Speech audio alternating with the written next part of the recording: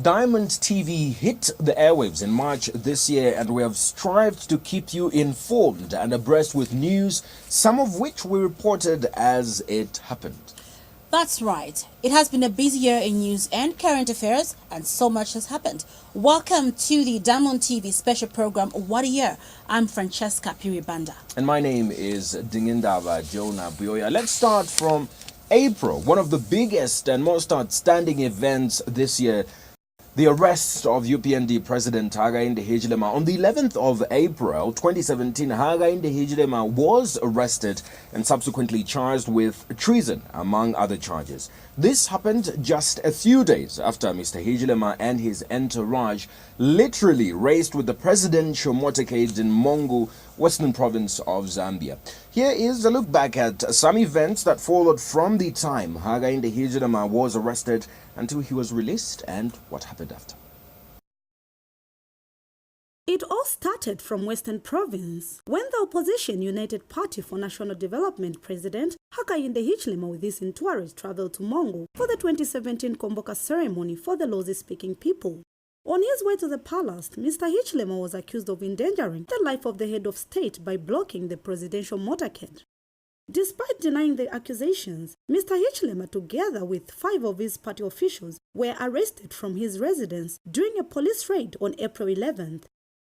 Prior to his arrest, he was taken to Woodlands Police Station and later to Lilai Police Training College, where he was formally charged with 4 charges, namely treason, use of insulting language, among other offenses. Mr. Hichilema's arrest was condemned by stakeholders, among them the churches, non-government organizations, political parties, and the international dignitaries. But efforts to have Mr. Hichilema released from prison failed as he instead underwent the court process, which all of his offenses were dismissed apart from the treason charge, which was referred to the High Court by the lower court. After the treason charge was referred to the High Court, the accused persons were also taken to Mokobeko maximum prisons in Kawe awaiting trial in the High Court. In the midst of all this, the European Union delegation led by Patricia Scotland, the churches, and other stakeholders did not rest in securing the release of Mr. Hichilema and his co-accused. After several discussions, Mr. Hichilema's treason charge was listed on the High Court criminal session, where he pleaded not guilty to the charge. On August 16, Mr. Hichilema and others were set free by the Lusaka High Court after the Director of Public Prosecutions, Lillian Siuni, entered a nolle prosequi. The discharge saw the celebrations of the accused families, friends, UPND officials at the High Court and Lusaka Central prisons, where the accused were later released. After their release, the accused proceeded to the party secretariat before proceeding to Mr. Hichilema's residence, where they were received by a thunderous welcome.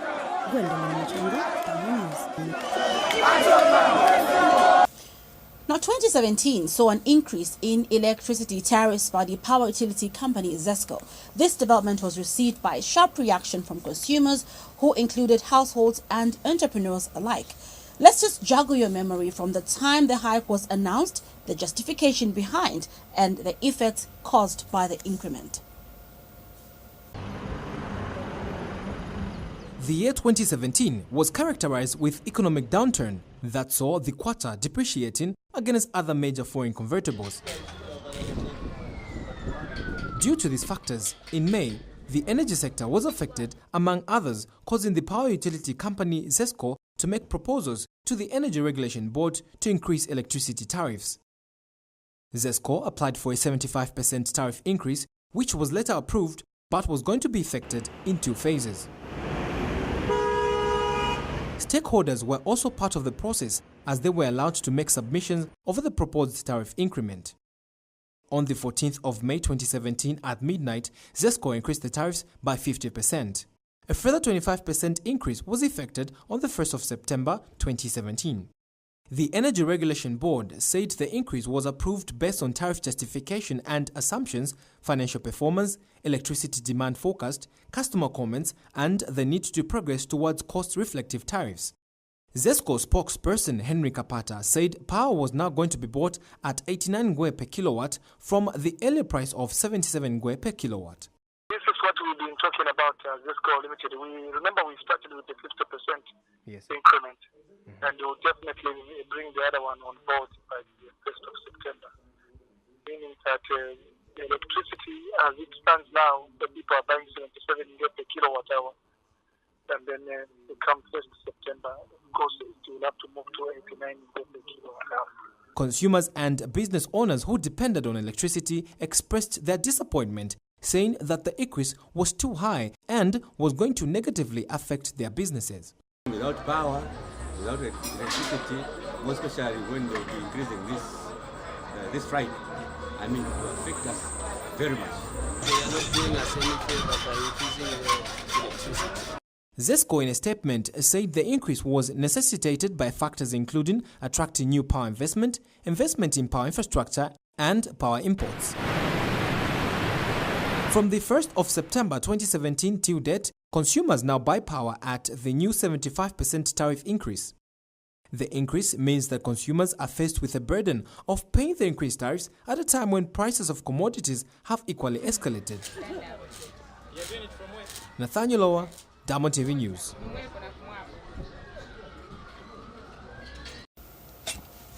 Welcome back. You're still watching What a Year, recapping what would seem to be one of the major events of the year 2017.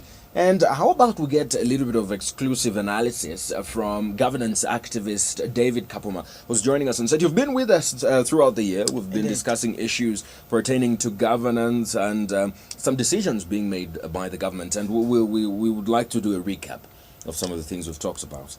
So many pronouncements made by the head of state, President Edgar Lungu. So I want us to start with some scores. Which sector do we give kudos for the performance of the president?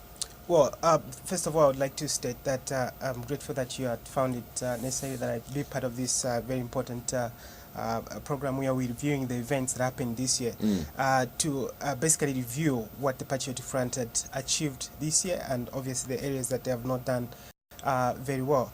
Well, in terms of, according to what I believe, in terms of what the Patriotic Front have done or what have achieved in this year, I would be thinking that we have really been trying as much as possible through various interventions to bring in infrastructure development. I think that the Patriotic Front have been in high speed in terms of infrastructure development. We've seen a lot of roads coming up, not only in Lusaka province, but we've seen in the Copper Belt, we've seen in the Southern province, we've seen in a lot of provinces.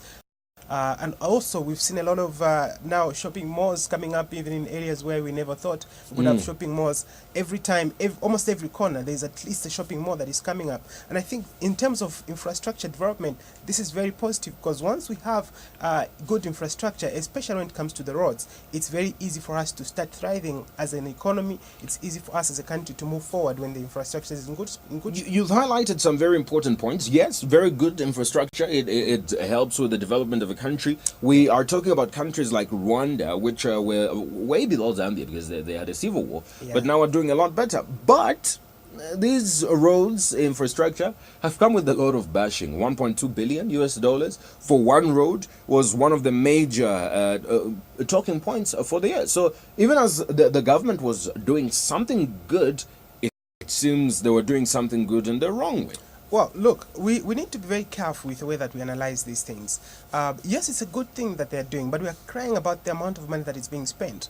You can do, and that's just a principle of life. You can do something that is good, but the way that you do it can raise a lot of questions. But look, the Patriotic Front government is that the one that is in power now. They understand exactly how much is going on for them to be able to do the kind of work that they're doing. If we put in a different kind of government in place, they'll obviously be able to do things in a different way. But this is definitely as a case of corruption. And this is why we keep crying about why are we spending so much money on things that are not supposed to go, but such kind of amounts of money. So when we look at what is going on now, yes, it's a positive thing, but it has seemed as though everything that we have to do in this country now, there has to be at least some corruption somewhere. Someone has to get some cuts and have to be shaking of hands and brown envelopes and things like that. But in all, we should be saying that yes, it's a positive. Good roads are going to bring about development, but it's a P of doing it in the right way. That's the big question that everybody continues to ask. But one of the major pronouncements by President Edgar Lungu, even when he just came into office, and this year has not been any different, is job creation. There's been hundreds of thousands of jobs being promised to the youth in the country. Do you think that the president has fulfilled his pledge? I think that the government has been flip-flopping on this one, actually. Look, so many times from the campaigns last year, we were being told there's so many jobs that are going to be created through the opening of Mlungushi Textiles in Kawe, and a lot of Kawe residents were excited about it. They were looking forward for the jobs that were going to be created on several platforms. Even on the Labor Day, the president did mention a number of jobs were going to be created. But we need to be also on this one, to be very conscious with what kind of jobs we are talking about. Because if we just come and say we're going to create 100,000 of jobs, are these jobs where women and young people are going to be sweeping the streets? Or are these pensionable jobs? Are these casual jobs? These are the questions that we need to be asking. But even more disappointing is the fact that the government has not come back to us and tell us this is how many jobs. We promised you 250,000 jobs. We've created this number of jobs, and this is where we are. These are the sectors where these jobs have been created. Only until we can get to that point where the government can scrutinize itself and say we've created this number of jobs in this sector, and so on and so forth, then we're going to be saying that we are moving forward as a country. But you just don't stand up and make a rhetoric statement, a political statement, and say we are creating 500,000 jobs. We can't see where the jobs are. We can't really account as to how many jobs have been created. Would you bluntly say that the government, the president and his government have failed to create these jobs? I wouldn't say that they have failed. I would say that they have failed to give us the information. They have not told us how many jobs have been created, in which sector these jobs have been created. Are they pensionable jobs? This information has not reached us yet. Yes, they told us they are going to create jobs. We are going to tell them that they have failed when they tell us that we have not given you any jobs. For now, we can only take that as a political statement that was meant maybe to make themselves popular. What sectors rather do you think government needs to urgently look into as we head into 2018? I've always said that our education system in this country is not good enough. We've talked about the roads that we are constructing as a country. We have engineers that graduate from the University of Zambia and the Copperbelt University, and of course many other private universities. But who does these roads? Who's making these roads? It's the Chinese.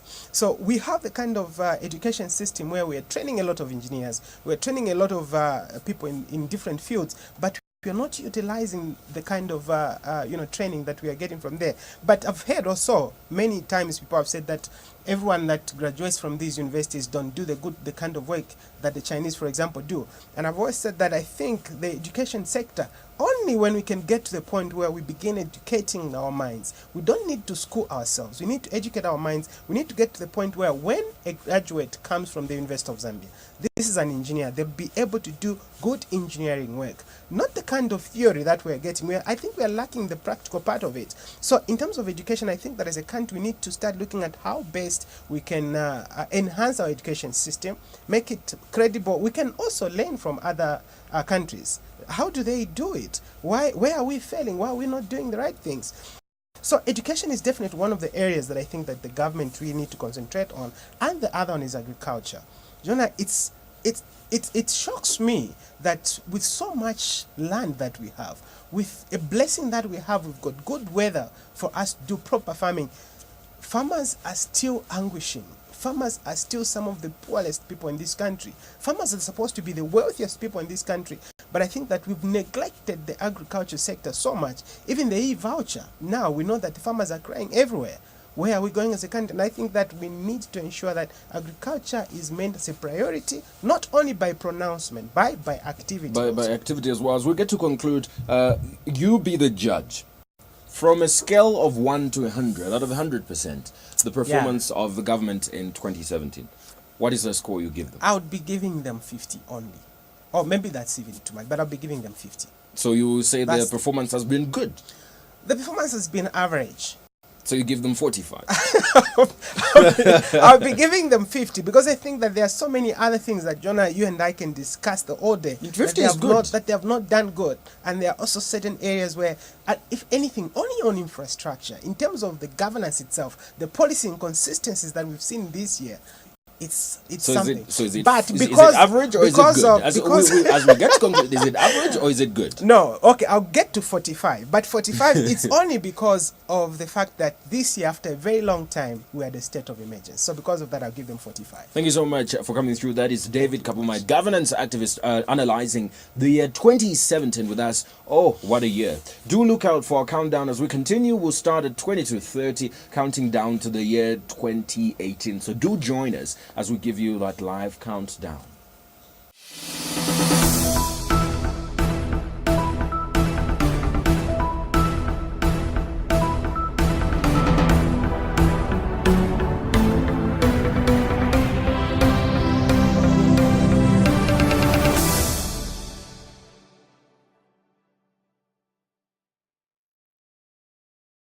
Welcome back. You're watching What a Year on Diamond TV, and we're taking a look back at some of the biggest stories that we covered as Diamond TV from the time we went on air in March of 2017. The Drug Enforcement Commission arrested a man aged 33 years old of South African nationality for illegally growing and producing cannabis. A tip-off from one of the workers at an energy shop, the commission exposed one drug dealer who was using one of the most sophisticated ways to cultivate cannabis, as well as wiring money illegally. The suspect right now is still appearing before the courts of law, and judgment is yet to be set. Nathaniel Lower takes us back to that story. It was on the 1st of November 2017 when the Drug Enforcement Commission raided this house in Lusaka's Woodlands area, plot number 35, Buluwe Road. What seemed like an ordinary energy shop was an indoor cultivation of cannabis. It's not the first time the DEC have come across such. There was a similar one in the notorious Chiwale compound in Lusaka. The only difference is that this particular one was sophisticated and seemed to be on a larger scale. Owner of the property, identified as Kabwa Magan, 33, a South African national, is the man alleged to be behind this establishment, which did not only involve growing the illegal plant, but a cryptocurrency machine was also discovered at this place. This is a machine that transfers huge sums of money from both local and foreign accounts illegally. DEC Deputy Public Relations Officer Kamufisa Machisi said the cannabis was a suspected grade A, which is the most expensive.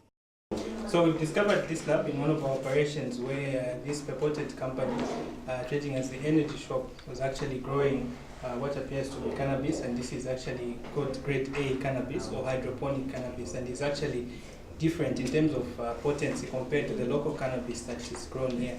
And as you can see, this was being grown indoors with controlled conditions. As you can see, the lighting and every other element that they needed to be able to grow this cannabis. And then they also have in the house several substances that they were using to support the growth of this cannabis. Kabwa Magan was arrested and charged with 4 counts. Nathaniel Lower, Diamond TV News. Now, the number of asylum seekers from the Democratic Republic of Congo reached a record high in 2017. Over 12,000 refugees have been accommodated at refugee centers in Inchelenge. Now, they're running away from the war-torn DRC, which has seen thousands of people lose their lives, and these ones are in a quest not to lose theirs. President Edgar Lungu visited the centers in November this year and appealed to the international community and stakeholders to offer some help. The United Nations High Commission for Refugees, UNHCR, has warned that if not dealt with promptly, this may turn into a humanitarian crisis. Phiri-Banda was in Inchelenge and brought us this highlight. We ran away from the rebels who were killing villagers that were pregnant. When we saw twins thrown away, we decided to run. They were using an axe to kill people.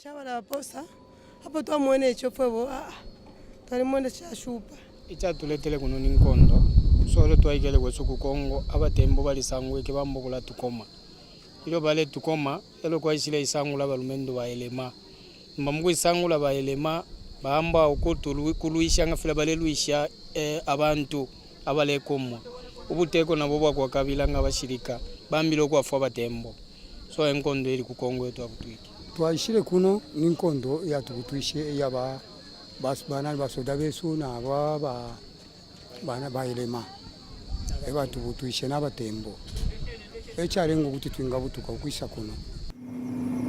This is Kenam Refugee Transit Center in Chalangel, Wapula Province, housing over 12,000 refugees from the Democratic Republic of Congo. The population of the refugees has 60% made up of children and 40% of elderly people. Most of the asylum seekers in this center are from Puerto and Moa regions of the Democratic Republic of Congo due to the ongoing political unrest in the Congo. This growing population, however, is putting pressure on the local community as they have to share the social amenities in the area. We are so grateful to the people of Nchelenge. They have been very hospitable as a host community. And so working with our partners, there are of course a few challenges that are coming our way in the sense that there is pressure on some of our delivery services. For example, we have St. Paul's Hospital, and we are seeing some pressure on that particular hospital because of an increased number, because even the refugee community, in terms of the hospitals and other facilities, they have to use that. The health of the refugees is paramount, hence 2 mobile clinics have been brought in the area to cater for those seeking medical attention.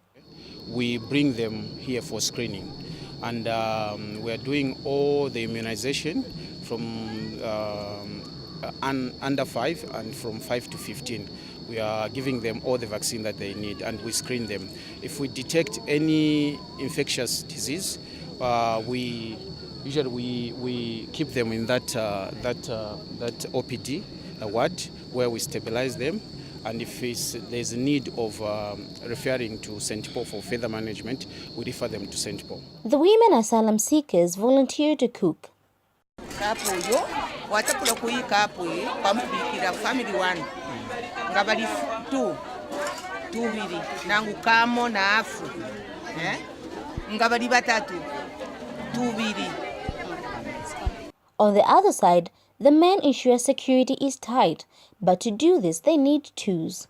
Ife bwino nomba tatwa kumanisha ifya kufuala nensala futi tuli mukubomba kumacha paka echungulo kabiri n'obushiku paka bwakya nomba emirire bwino takuri nefya kufuala tulipo abali 15 bakwetepo utu ifya kufuala nomba abonse muri 35 tamuri tabakumanishe. In November, President Edgar Lungu visited the Kenyan Transit Center and appealed to the international community to assist Zambia in managing the asylum seekers. I don't want to comment on events in Congo DR, but I can safely say all indications are that the situation is getting worse. I can only say, as we prepare to relocate the new refugees from Kenani to a new permanent site, there is a need for the international community to move to greater action to sustain and augment the efforts that my government, with the support of its partners, has made so far to stabilize the situation. As of December 2017, the number of refugees has reached over 12,000 from 7,000 in October. Commissioner of Refugee Abden Mawere says land has been identified and about 71 refugees have been moved to the new site called Matampala, which is still under construction to enable the asylum seekers build permanent residence. At the moment, we are working on the development of the new site in Matampala, which is in Chelenge district. ZNS has been on site now for the last 1 week, opening up access roads and clearing some land for the setting up of shelters for the refugees.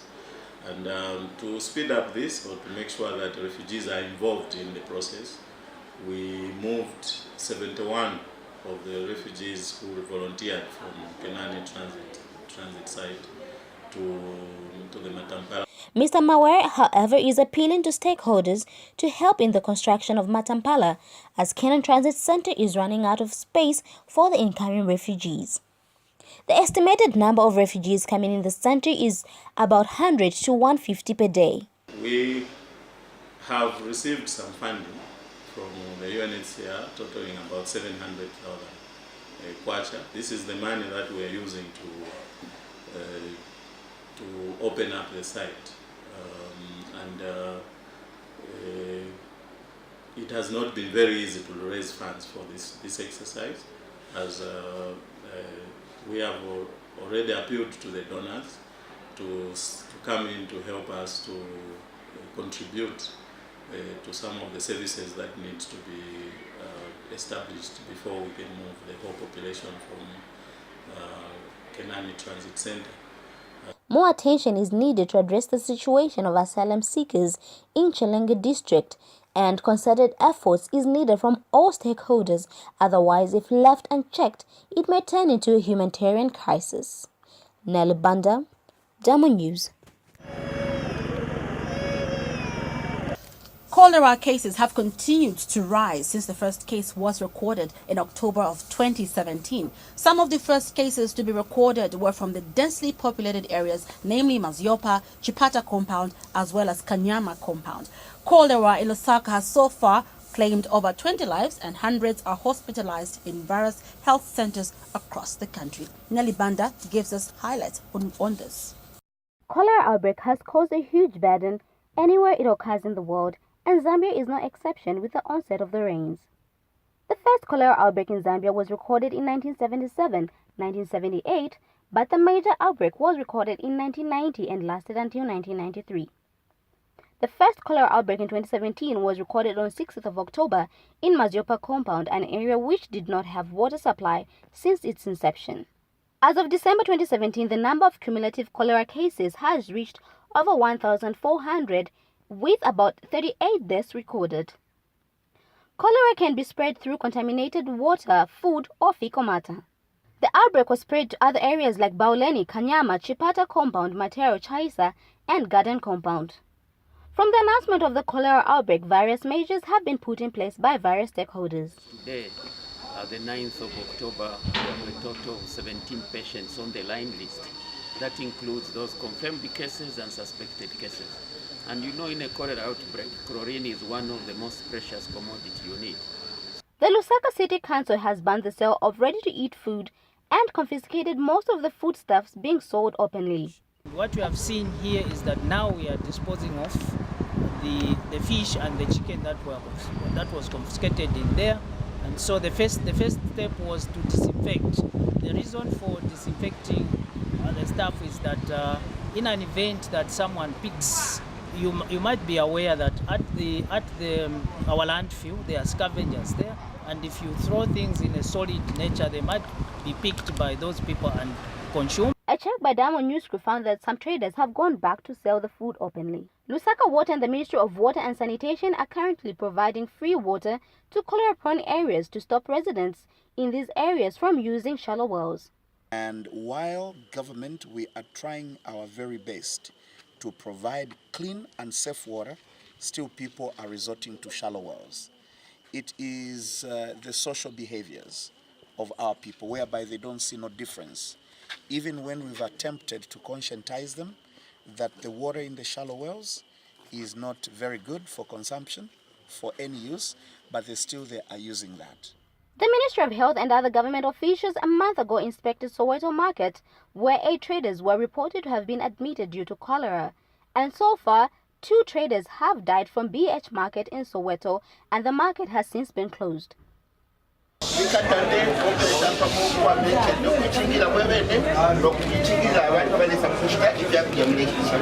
The area was under intensive cleaning for 2 days by various government officials to encourage a clean environment to stop the spread of cholera. And on 28th of December, the Ministry of Health invoked Statutory Number 79, which gives health personnel authority to inspect cholera-suspected areas and prohibit public gatherings and holding of funerals for cholera victims. And in exercise of the powers contained in sections 28 and 30 of the Public Health Act, the following measures have come into effect. 1.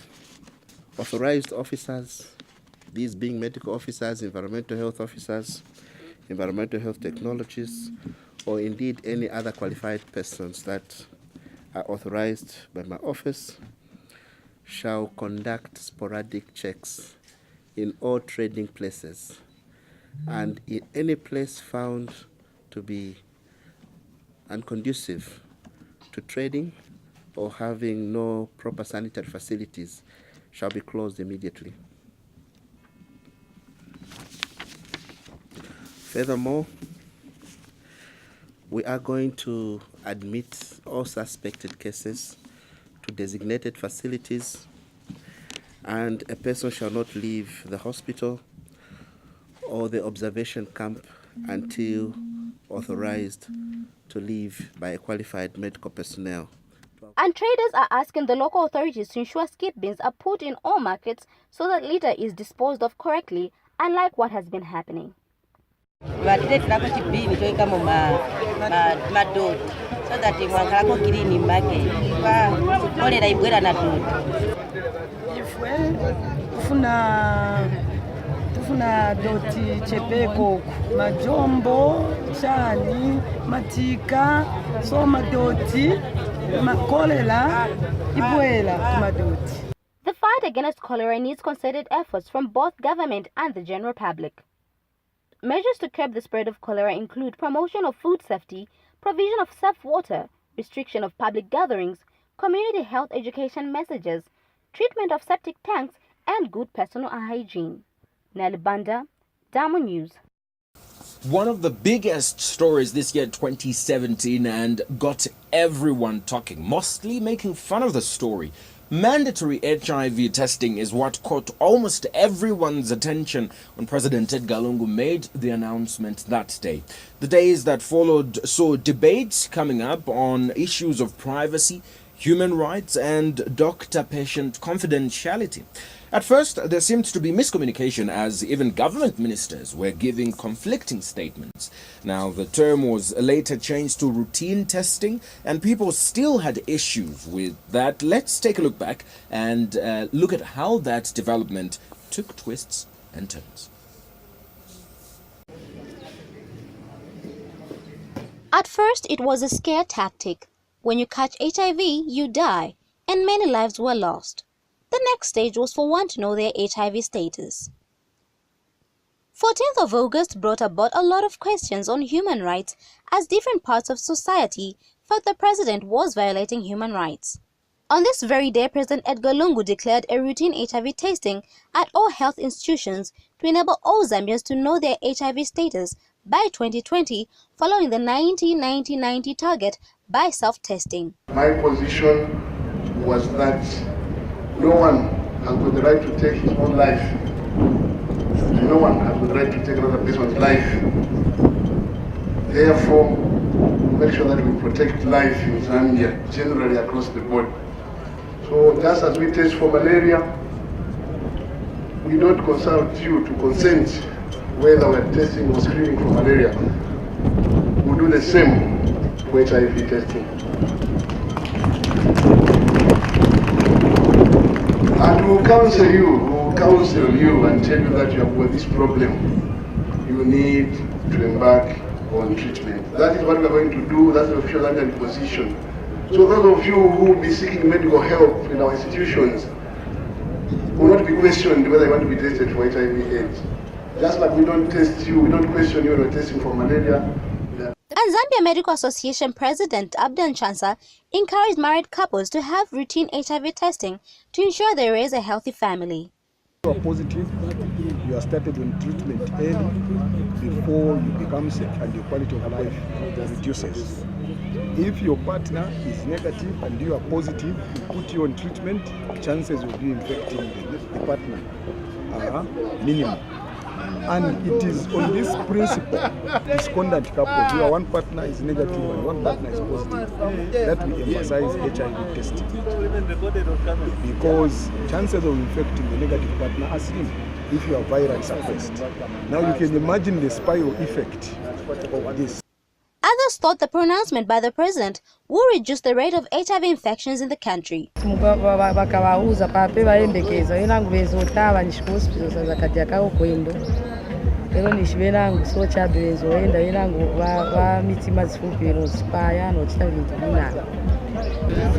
this time muntu ngati saganiza bwino angakali koma pamene ili manje kuti munthu akapezekana akadoyo afunika kuyamba mankhwala kali na mphamvu zake notice nkali kuti dauna kupambana kuti akuziwe onse umafunika kuyamba mankhwala first kuti moyo wake uchitechani upitirire. And other members of the public also welcomed self-testing in marriages. Good idea, because it can encourage you to go and have HIV test. Because that's the idea they have brought. You can go alone home, you test yourself, you can know a position, and then you can go to the hospital. You can seek some medication, you can start taking the ARVs. It's good because it's good. It can help. It's a good idea, otherwise, it's normal. Both of you know, so that at least when you are living without you know each other. It's a very good idea of testing marriage, of marriages, of know your ideas over yourself to each other. Because when you know that you got HIV, your marriage, and you got your wife, it's better you tell to each other, oh, honey, HIV, and let's go for testing. As of December 2017, the distribution of self-testing kits to aid the routine testing has not been done by the Ministry of Health. Ministry of Health Permanent Secretary Administration Dr. Kennedy Malama says the purchasing of the testing kits will start in 2018. However, he says people should not wait for the testing kits to know their HIV status. HIV self-testing kit is good, and we will ensure that they are readily available. But the first question is, don't wait for an HIV self-testing kit. The other method we've been using, they are there, and plenty. You just walk into a clinic.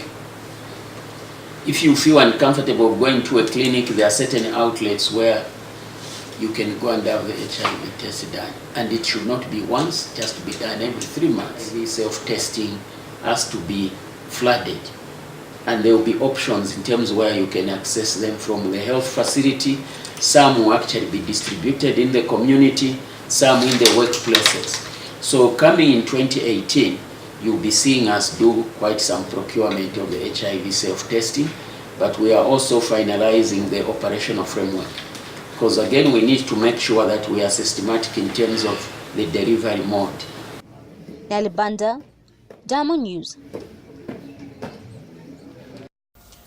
On the legal front, we saw a number of court cases concluded before the courts of law. Some ended up in nolle prosequis, others acquittals, while some of them were convictions.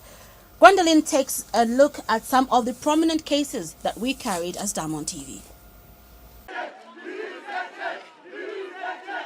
The entering of a nolle prosequi in the HH treason case was a birth of nolles and acquittals.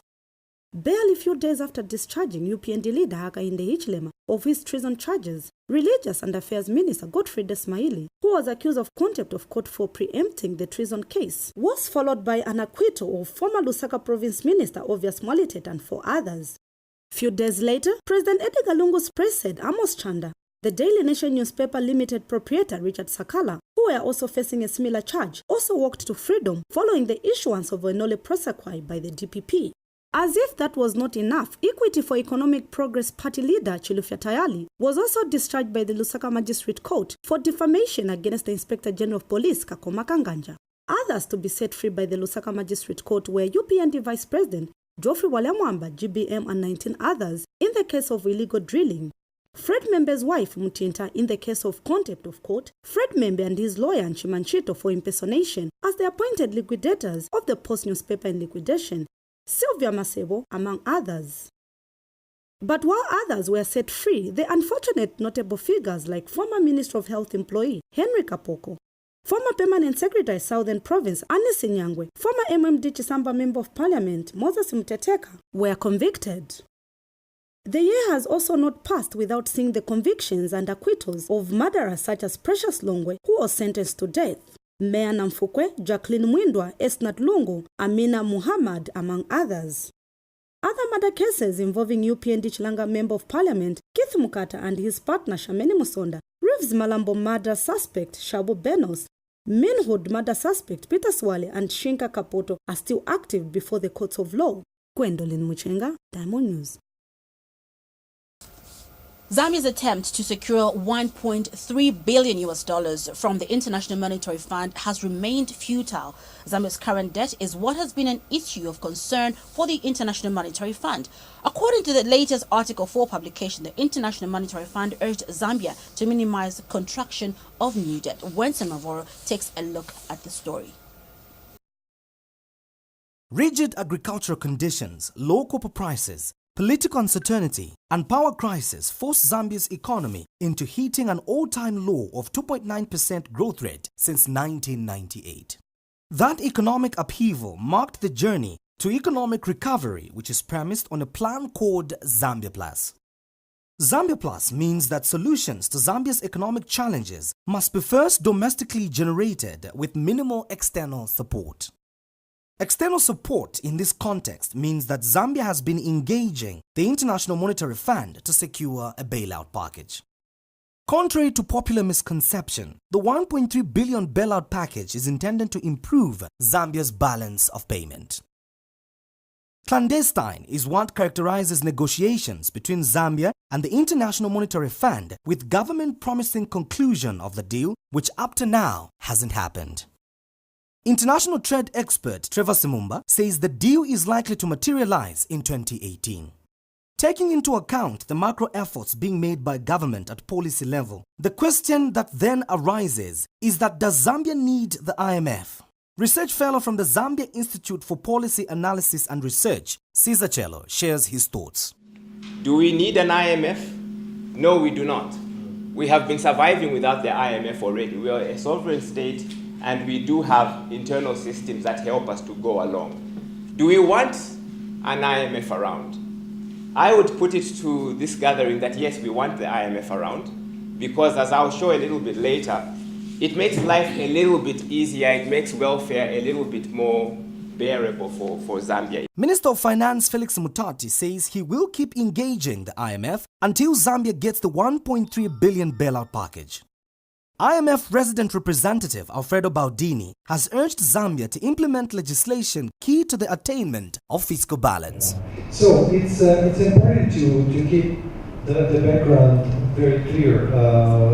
Surely the IMF has been engaging with the authorities over the last year or so, particularly after the elections, and we did a lot of good work and putting in details what could be the platform for the program. Comes basically this summer, though, as we saw, also it was also underscored by the PNS here. Both of us, we realized that the ambitious borrowing policy or borrowing plans of the government were inconsistent with putting back down the debt trajectory to a moderate level, and therefore to basically pave the way for a credible fiscal consolidation. On that backdrop, so the work that is being done between us and authorities is to basically ask the authorities come back with a revised plan. You need to reduce borrowing, to put borrowing, whatever is being contracted already but not disbursed, and on a trajectory. I'm on TV News, Wenson Mavor. And the biggest story of the year in sports, Zambia under-20 team made headlines when they silenced Germany 4-3 in extra time to book a historic place in the under-20 World Cup qualifier in South Korea. After the sound of the final whistle, Zambians from all walks of life went wild with jubilations, seeing their team make it to the last 8 for the first time in the history of the competition. The junior Polo opponent in the last 8 was Italy. Unfortunately for the champions of Africa, Italy would end Zambia's road at the tournament with an extra time thrilling 3-2 win as they advanced to the semi-finals of the FIFA Under-20 World Cup Korea Republic 2017. But where did all this type of display start from? Nchimunya Ngandu gives us this highlight.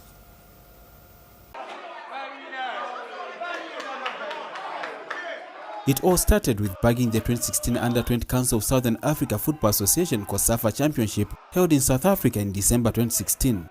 It was Zambia's 10th triumph in the region. They would go on to reciprocate that fascinating display on home soil 3 months later at the Under-20 Africa Cup of Nations. They narrowly saw off Guinea with a 1-0 scoreline in their first game before coming from behind to humble one of the pre-tournament favourites Mali with a 6-1 bashing. After 2 games, they had already booked their spot in the knockout stage, making their last Group A game against Egypt a mere formality, but they would go on to win 3-1. All the teams that had made it into the last 4 automatically qualified for the South Korea Under-20 World Cup. The young Bafana were the next casualties, losing 1-0 in a tense semi-final at a sought-out National Hero Stadium. The game had ended scoreless after 90 minutes, forcing it into extra time where Edward Chilufya blocked the deadlock in the 109th minute to send Zambia into the final where they would face Senegal.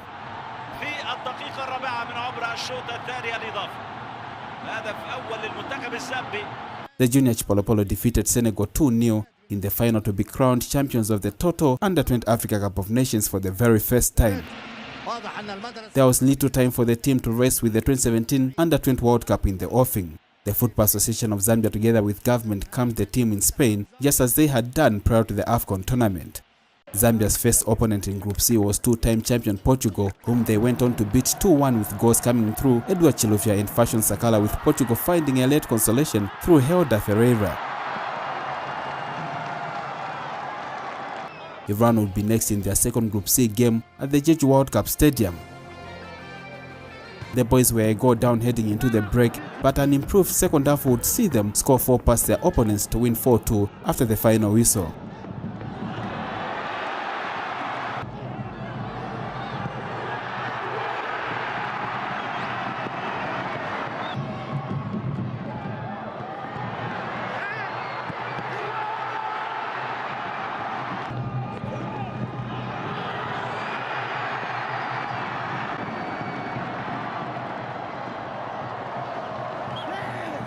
This meant the last game against Costa Rica was a mere formality, as they had already qualified to the next stage of the tournament.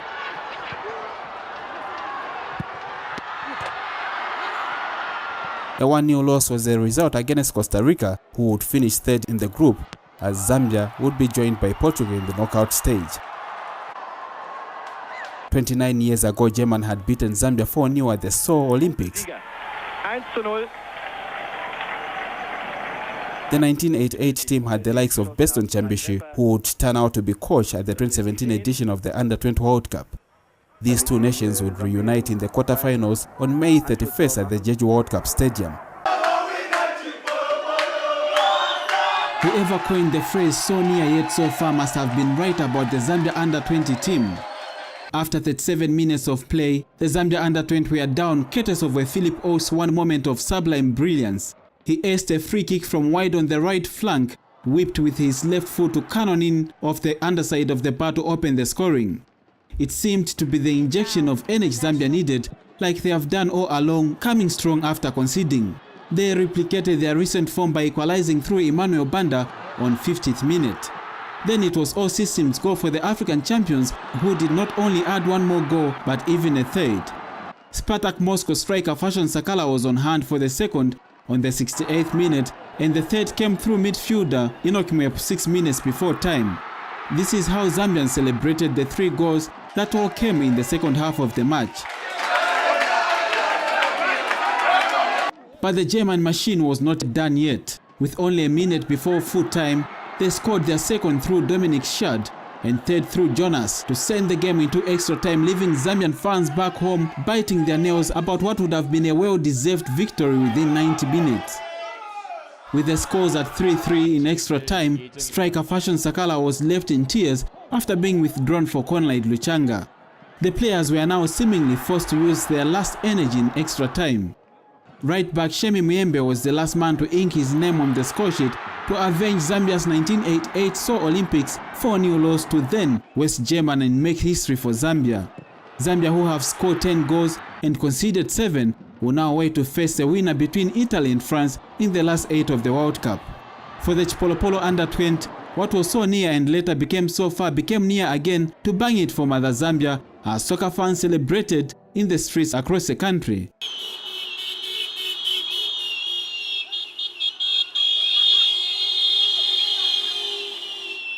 I think Boranero even I very good Boranero.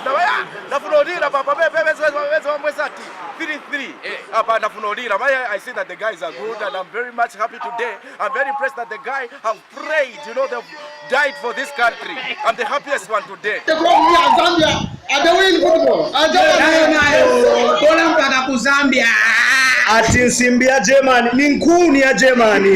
Nchimunyangando, Diamond Sports.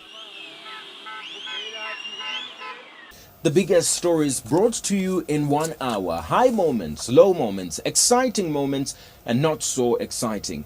But still, what a year it has been. What a year it has been. And before we end, let's just show you what goes on behind the scene. You don't get to see this, but just behind the scene in the news production. Thank you so much for watching and have a blessed 2018. Do join us at 22:30 as we count down to 2018. As the Kwacha continues to stumble and fight against that, there is no and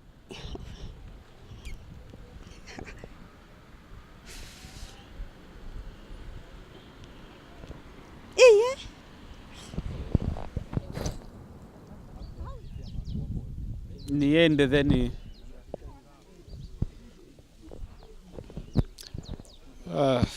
okay for him to quote that on the material day as he went to the Why are you stopping? You see, that's why much time takes. This was good. Have epitomized what others like to call innovation and trend setting by a partnership that has seen a signing of a rare deal. What did I say? Signing of what?